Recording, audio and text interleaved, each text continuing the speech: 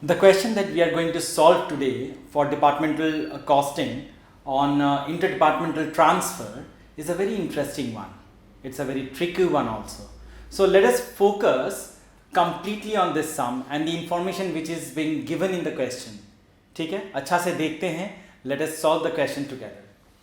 Messrs Complex has three departments A, B, C. The following information is provided. There are three different columns A, B, C. तीन अलग अलग department के यहाँ पे information दिए हुए हैं. Opening stock for department A 3000, 4000 for B and 6000 for C. Consumption of direct material 8000, 12000 and C का कुछ नहीं है. Wages 5000, 10000 again C का कुछ नहीं है. Closing stock 4000, 14000, 8000. Sales A और B का कुछ नहीं है. C का 34,000 है. So stock of each department is valued at cost to the department concerned. Stocks of A department are transferred to B at a margin of 50% above departmental cost. Stocks of B department are transferred to C department at a margin of 10% above departmental cost. Other expenses. अच्छा, पहले यहाँ तक एक बार question को अच्छा से समझते हैं. In this particular question we can understand that department A, B, C, these three departments are working together in the organization, but department C is the whole selling department which is taking the responsibility of selling the entire output of the concern. Department A is transferring material to department B, which is further processing the product and then again transferring the output of department B to department C, which is ultimately selling the output in the market. The problem that we are going to face in this question is when department A is transferring its material from A to B, when department A is transferring goods to department B, in that case department A is transferring them at cost plus 50%. मतलब वो जो भी material transfer कर रहे हैं, जो भी output ए का ट्रांसफ़र कर रहे हैं ए का बी के पास, वो कॉस्ट प्लस 50% ऐड करके भेज रहे हैं. उसी तरह से बी जब वो मटेरियल्स को, वो आउटपुट जो ए से मिला उसे जब वो प्रोसेस कर रहा है, करने के बाद जब वो उसे भेज रहा है सी के पास, तो वो वापस उसे 10% कॉस्ट ऐड करके भेज रहा है. सो यहाँ पे साफ साफ समझ में आ रहा है कि जो सी है वो आपका सेलिंग डिपार्टमेंट है.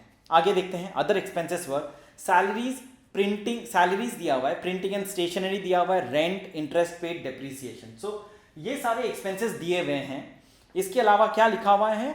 allocate expenses in the ratio of departmental gross profit. मतलब हम लोग को इंडिविजुअल डिपार्टमेंट का ग्रॉस प्रॉफिट फाइंड आउट करना है. जो भी डिपार्टमेंट का ग्रॉस प्रॉफिट हमें मिलेगा वो डिपार्टमेंट का ग्रॉस प्रॉफिट हम लोग उसी रेशियो में ये एक्सपेंसेस को डिवाइड करेंगे. Opening figures of reserves for unrealised profit on department stocks were department B 1000, department C 2000. Prepare departmental trading and PL account for the year ending, considering that closing stock of each department consisting of only finished goods. So यहाँ पे closing stock जो भी individual department का है वो finish goods है उनके अपने डिपार्टमेंट का. देखिए यहाँ पे सबसे बड़ा प्रॉब्लम जो है वो होता है कि जब एक डिपार्टमेंट दूसरे डिपार्टमेंट को सामान ट्रांसफ़र करता है, करने के बाद अगर वो सेलिंग प्राइस में ट्रांसफ़र करता है and if those materials are with the department as at the end of the year, तो फिर वो स्टॉक में प्रॉफिट इंक्लूडेड रह जाता है.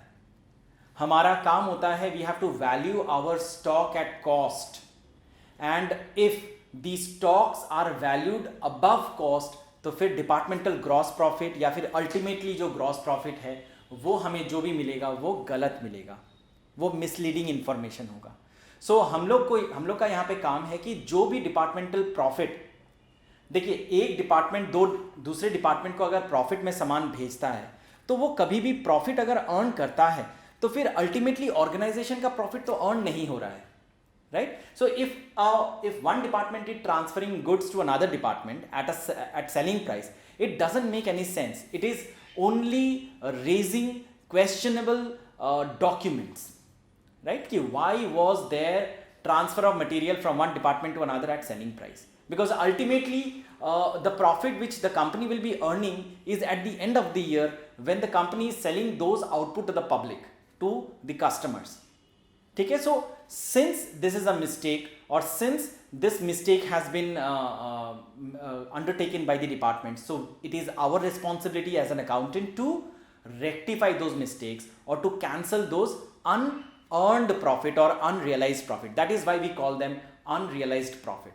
So इसे स्टॉक रिजर्व भी कहा जाता है, बिकॉज ये स्टॉक के अंडर में प्रॉफिट है. सो अगर ओपनिंग स्टॉक में कोई प्रॉफिट इंक्लूडेड है तो उसे हम लोग कैंसिल करते हैं credit side of the PL account में बाय राइटिंग बाय आपका provision for unrealise profit, and then अगर क्लोजिंग स्टॉक में कोई भी प्रॉफिट है तो उसे हम लोग डेबिट करते हैं पीएल अकाउंट में to provision for unrealise profit बोल के. Let us solve this question. ठीक है, सो ये सोल्यूशन करने पे हम लोग देखेंगे. सबसे पहले हम लोग को क्या बनाना है, departmental account, trading account and profit and loss account. ठीक है, तो सबसे पहले यहाँ पे देखिए जो भी इंफॉर्मेशन यहाँ पे बताया हुआ है क्वेश्चन में वो हम लोग पहले एक एक करके लिख लेंगे. So in the question it is specifically mention कि टू ओपनिंग स्टॉक क्या क्या होना है. सो हम लोग डिपार्टमेंटल ट्रेडिंग अकाउंट के डेबिट साइड में जाएंगे और वहाँ पे हम लोग पहले तो हम लोग ये जो ट्रेडिंग अकाउंट है उसके 4 कॉलम बनाएंगे. ठीक है, A, department B, department C and total. ठीक है, तो ये 4 कॉलम हम लोगों ने बनाया. अभी ये 4 कॉलम हम लोग को बहुत ज़रूरत है, बिकॉज ये जो टोटल कॉलम है, ये टोटल कॉलम हम लोग को इसलिए बनाना है बिकॉज ये हम लोग को हेल्प करेगा जनरल पीएल अकाउंट में सब कुछ को कन्वर्ट करने में. ठीक है, वो बाद में हम लोग देखते हैं. फिलहाल आप 4 कॉलम बनाइए, तो A B C and total. ना सो सबसे पहला एंट्री हमारा आना है ट्रेडिंग अकाउंट में टू ओपनिंग स्टॉक. ठीक है, सो यहाँ पे देखिए ओपनिंग स्टॉक ए का दिया हुआ है 3000, बी का 4000 एंड सी का 6000. सो हम लोग लिखेंगे टू ओपनिंग स्टॉक 3000, 4000 एंड 6000. ठीक है, सो इट इज डन. इसके बाद देखिए कंजम्पशन ऑफ डायरेक्ट मटेरियल्स दिया हुआ है. So it's a direct expense, it will come under trading account again. So to consumption of direct material.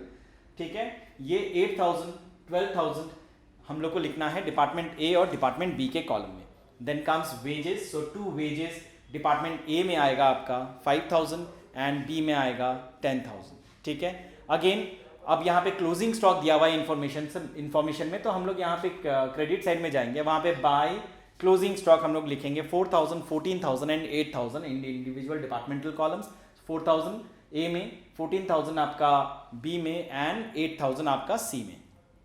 ना अब सेल्स दिया हुआ है तो बाय सेल्स भी लिख दीजिए 34000. मैंने यहाँ पे सारे इंफॉर्मेशन जो दिए हुए थे ना हमारे पास यहाँ पे ट्रायल बैलेंस में, तो वो हम लोगों ने लिख लिया. So the information which we have to calculate and write is interdepartmental transfer. Interdepartmental transfer कितना होगा ये क्वेश्चन में नहीं बताया हुआ है. So we have to calculate that interdepartmental transfer and then we have to write it down.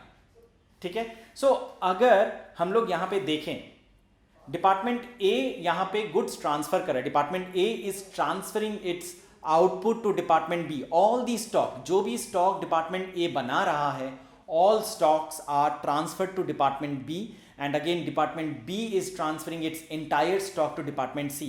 Now when A is transferring at cost, उसमें और 50% का प्रॉफिट वो प्लस कर रहा है and then they are transferring it. B is doing the same by adding 10% on cost. ठीक है, so हम लोग यहाँ पे अगर कैलकुलेट करते हैं, if we calculate here, department A का स्टॉक देखना है. so कितना ट्रांसफर करता है उसका सिंपल फॉर्मूला है opening stock plus consumption of direct material या फिर purchases plus wages minus closing stock. जो भी अमाउंट निकलेगा वो आपका ट्रांसफर टू अदर डिपार्टमेंट होगा. Again I am telling you, opening stock is given in the question of A is 3000.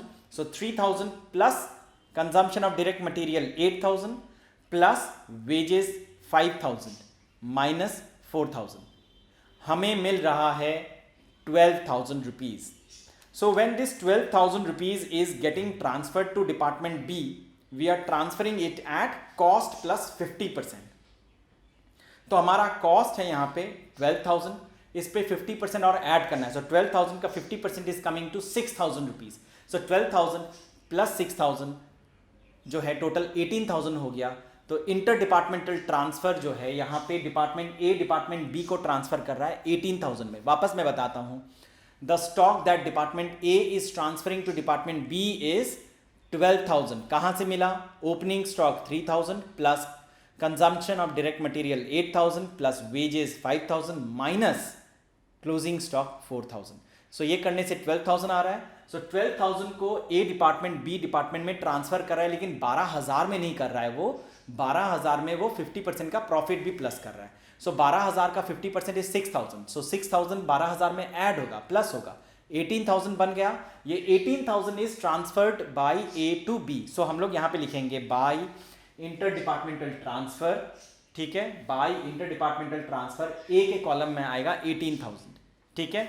Same चीज करना है हम लोग को। अब हम लोग डेबिट साइड में आएंगे, to inter departmental transfer B के कॉलम में हम लोग आएंगे, वहां लिखेंगे हम लोग 18,000। मतलब ए जो है वो सेल किया डिपार्टमेंट बी को और बी जो है वो ए से खरीदा, इसीलिए बी के डेबिट साइड में आया, ठीक है, एज इफ उसने परचेज किया, और ए के क्रेडिट साइड में आया एज इफ उसने सेल किया। अब हम लोग डिपार्टमेंट बी में आएंगे। डिपार्टमेंट बी क्या कर रहा है? डिपार्टमेंट बी डिपार्टमेंट सी को अपना एंटायर स्टॉक ट्रांसफर कर रहा है। Department B is transferring its entire stock to department C at cost plus 10%.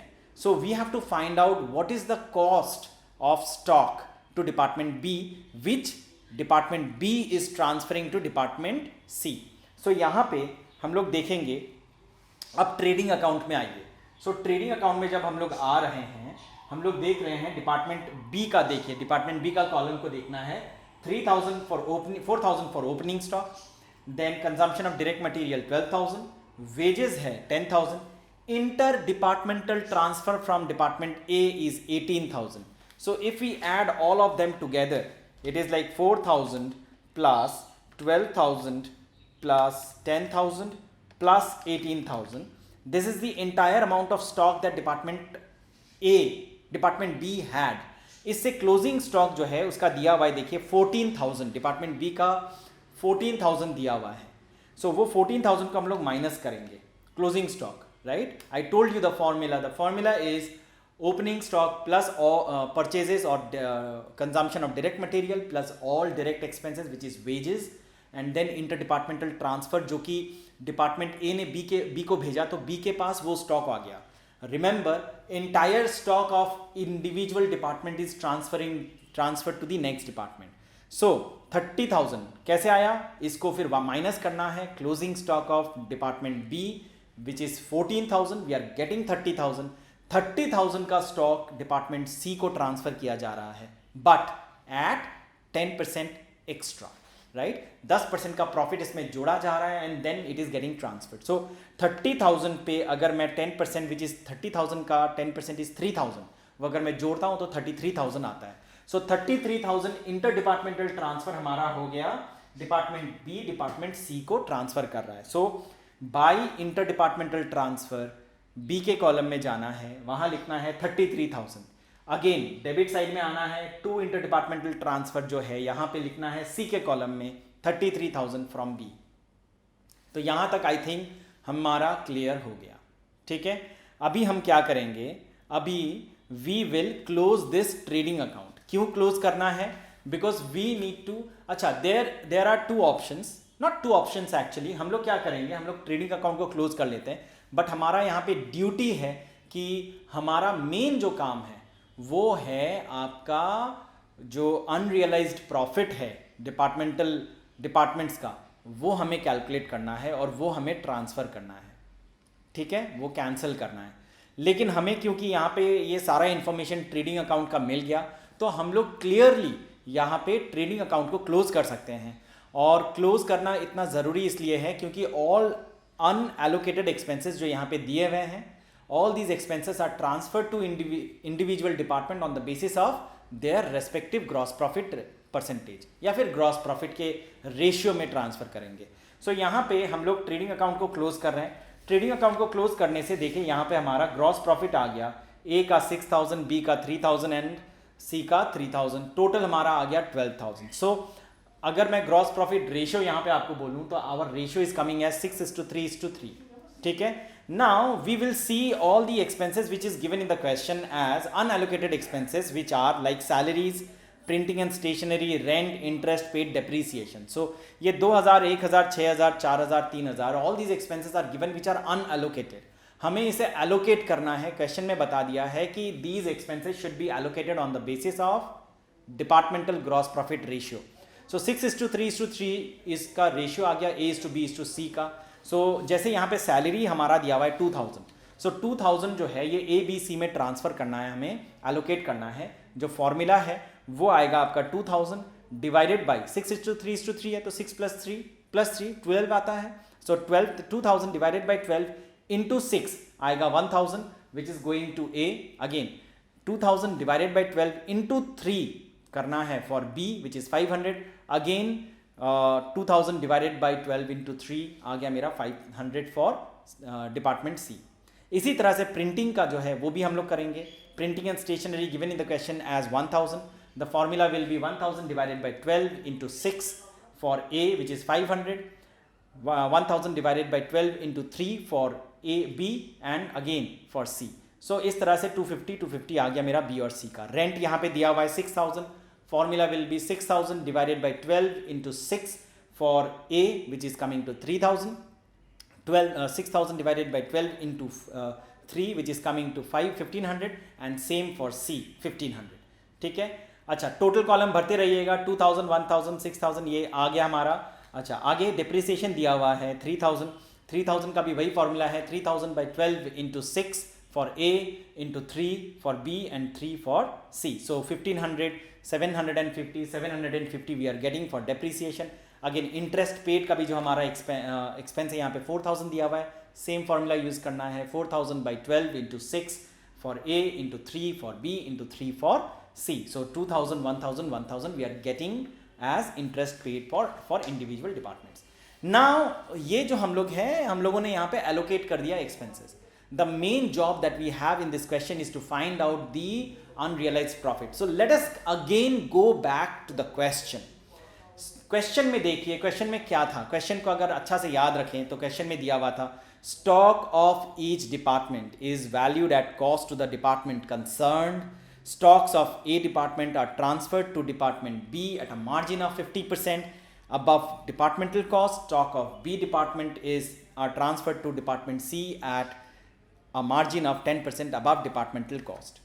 So यहाँ पे प्रॉफिट इंक्लूडेड है. देखिए प्रॉब्लम इज क्लोजिंग स्टॉक हमारा डिपार्टमेंट बी का और सी का है. देखिए ए तो डायरेक्ट मार्केट से खरीदा. सो ए का जो 4000 का क्लोजिंग स्टॉक है वो एट कॉस्ट है, has to B at cost because they bought it from the market. अगर मार्केट में कोई प्रॉफिट में अगर उसको बेचा है तो बेचा, क्या फर्क पड़ता है. लेकिन उसमें तो इंटर डिपार्टमेंटल प्रॉफिट होने का चांसेस नहीं है. लेकिन डिपार्टमेंट ए ने बी को प्रॉफिट में भेजा था सामान, और बी के पास क्लोजिंग स्टॉक में पड़ा हुआ है सामान 14000. सो ये 14000 का जो सामान है इसमें प्रॉफिट है. तो ये 14000 के स्टॉक में जो प्रॉफिट है उसे हमें कैलकुलेट करना है. तो हम लोग यहाँ पे वर्किंग नोट्स में आएंगे, ठीक है. तो वर्किंग नोट्स में कैलकुलेट करना है unrealise profit of closing stock. तो यहाँ पे लिखेंगे डिपार्टमेंट बी का क्लोजिंग स्टॉक है 14000, ठीक है. Cost element transferred from department A. देखिए डिपार्टमेंट ए ने क्या किया था. डिपार्टमेंट ए ने आपका 18,000 का स्टॉक ट्रांसफर किया था, है ना. 18,000 का स्टॉक को ट्रांसफर किया था, जबकि डिपार्टमेंट बी के पास टोटल कितने मटेरियल थे. टोटल मटेरियल अगर आप गिने, अगर आप कैलकुलेट करें ट्रेडिंग अकाउंट में, अगर हम लोग वापस जाएं तो वहां पे हम लोग देखेंगे हमारा यहाँ पे डायरेक्ट मटेरियल. अच्छा, हम लोग वहां पे नहीं जाएंगे, हम लोग यहाँ पे देखेंगे कि हमारा जो डिपार्टमेंट बी जो है, डिपार्टमेंट बी का यहाँ पे देखिए क्या था. क्वेश्चन में अगर हम लोग देखते हैं साफ साफ कि कंजम्पशन ऑफ डायरेक्ट मटेरियल 12000 है, ठीक है. अच्छा, उसके बाद 10000 का उसका वेजेस है, और उसको डिपार्टमेंट ए से 18000 का सामान मिला, ठीक है. अगर आप ओपनिंग स्टॉक और क्लोजिंग स्टॉक को छोड़ दीजिए, उसको छोड़ दीजिए वापस, ठीक है, उसको पूरी छोड़ दीजिए. तो cost increase due to the current period by department B are direct material 12000 question में ही दिया हुआ है, वेजेस 10000 और ट्रांसफर्ड फ्रॉम डिपार्टमेंट ए जो है वो 18000. टोटल देखिए 40000 हो गया. ये 40000 जो है ये डिपार्टमेंट बी के पास टोटल सामान है, इस साल का सामान है ना, ये ओपनिंग स्टॉक है इसमें ना क्लोजिंग स्टॉक है, ठीक है। इसमें 18,000 जो है वो डिपार्टमेंट ए से मिला उसे, राइट। 18,000 जो है उसे डिपार्टमेंट ए से मिला, राइट। अब डिपार्टमेंट बी के क्लोजिंग स्टॉक में 14,000 पड़ा हुआ है, तो हमें यहां पे निकालना है कि खाली स्टॉक निकालना है। देखिए डिपार्टमेंट बी ने भी कुछ मैन्युफैक्चरिंग एक्सपेंसेस किया था, हमें मैन्युफैक्चरिंग एक्सपेंस का यहां पे परसेंटेज नहीं दिया हुआ है कि सामान कितना है और खर्चा कितना है, that is not present in the question, that information is not given. हमें यहां पे निकालना है जो ये 14,000 का क्लोजिंग स्टॉक है डिपार्टमेंट बी के पास, उस डिपार्टमेंट बी में जो 14,000 है उसमें कितना खाली स्टॉक है, खाली गुड्स है और कितना एक्सपेंसेस है। हमें एक्सपेंस से मतलब नहीं है, हमें खाली स्टॉक चाहिए, ठीक है। सो अगर हम देखें टोटल 40,000 का जो ये खर्चा है, मतलब 40,000 कैसे आया, अगेन मैं बोलता हूं आपको, इंडिविजुअल डिपार्टमेंट का आपका जो मटेरियल है, कंजम्पशन ऑफ मटेरियल, उससे हम लोग ऐड करेंगे वेजेस, उससे हम लोग ऐड कर रहे हैं इंटर डिपार्टमेंटल ट्रांसफर 18,000। तो ये ऐड करने से जो भी हमारा मटेरियल आया, जो भी टोटल आया वो 40,000 है। सो ये 40,000 जो है टोटल सामान है, इसमें जो है इसमें 18,000 है ए से आया है, right.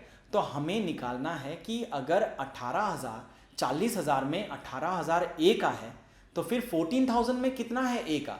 So the calculation will be 18,000 divided by 40,000, multiply करना है 14,000 से। Again if 40,000 includes 18,000 of stock from A, then how much is included in 14,000 rupees of stock which is included in B's stock. So total is coming as 6,300 rupees. तो ये 6,300 जो है ये है आपका डिपार्टमेंट ए ने डिपार्टमेंट बी को खाली स्टॉक भेजा था, खाली स्टॉक। अभी ये जो स्टॉक, ये जो फिगर आया 6,300, this is at selling price, 50% selling price, ठीक है। तो ये सेलिंग प्राइस जो है उससे हम लोग को प्रॉफिट एक्सक्लूड करना है या फिर यहां से प्रॉफिट हम लोग को निकालना है। सो 6,300 divided by 150 into 50, 6,300 divided by 150 क्यों हुआ, क्योंकि रिमेंबर दिस 6,300 इंक्लूड्स प्रॉफिट। अगर हम लोग कॉस्ट को 100 पकड़ते हैं, if we consider cost as 100, तो A is transferring goods from A to B at cost plus 50%. So cost is 100, profit is 50, it is transferred to B department at 150, right? So out of 150, 50 is the profit. Out of 150, 50 is the profit. So the calculation to find out only profit content included in 6,300 rupees of value of stock is 6,300 divided by 150 into 50, which is coming to 2,100 rupees. Now हम लोग को अब department सी का भी इसी तरह से profit निकालना है कि डिपार्टमेंट सी के पास भी जो क्लोजिंग स्टॉक है 8,000 रुपया का, ये 8,000 रुपये के क्लोजिंग स्टॉक में भी अगेन प्रॉफिट कंटेंट इंक्लूडेड है।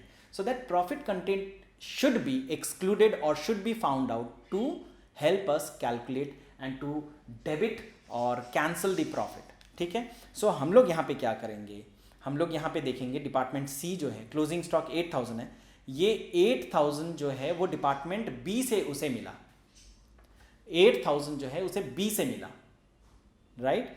तो हम लोग क्या करेंगे, ये 8,000 को में जो प्रॉफिट है वो कैंसिल करेंगे। तो प्रॉफिट हम लोग देखेंगे 8,000 divided by 110। Again let me tell you this 8,000 is including profit, right. So profit is 10%, B C में कमा रहा है सी को भेज के। So 100 is the cost, 10 is the profit, so 110 is the total amount.